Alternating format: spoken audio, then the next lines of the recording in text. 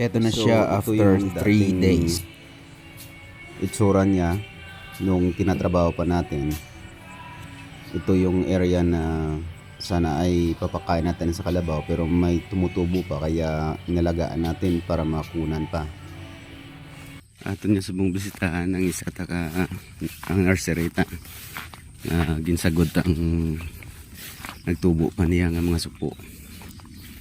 Naging sprayan ta last 3 days ago para makita ta na limpyado na sa nagkralaya ng mga balago niya.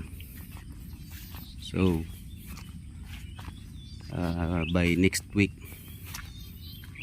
magtotal na gina sa patay ang lamon,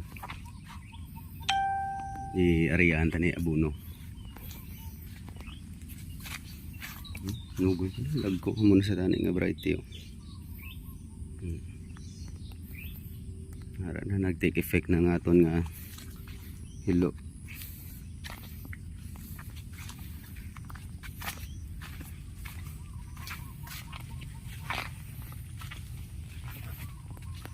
To 4 day ka juro nin ang gamit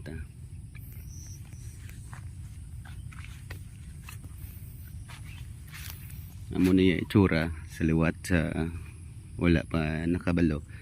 Amo na siya gali ang supo after tangaging kuhaan sang patdan kay as namba kon sa previous nga videos naton. Ang himong ko dito ni ibakantiyon ko na paharaban karbaw, pero wala man sang may nakapaharap. So nakita naton nga may gatubo pa nga tubong insagod na lang ipasabay naton ani dire sa aton nga 947 red. Isampaw ta kay kanugon pa makuhaan pa na siya.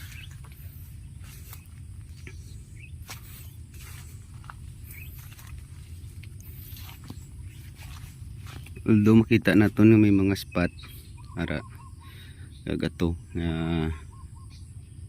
wala na igo, so at least makita naton nga yara kita nga na miss. Wala naton imbagin linya, wala kita naglina-linya kay gina-prioritize naton ang nagakabit sa mga puno niya. So di gid malikayan nga may ma-miss kita nga hindi maigo. So mula na ito ma-sprayan ta lang siya, ma-minimize at actually ni gani kusog gani nga igo patay gina siya. So once ma totally patay na gid ang hilamon na mo pag-ariya naton sang abono pang sira, potash kag urea.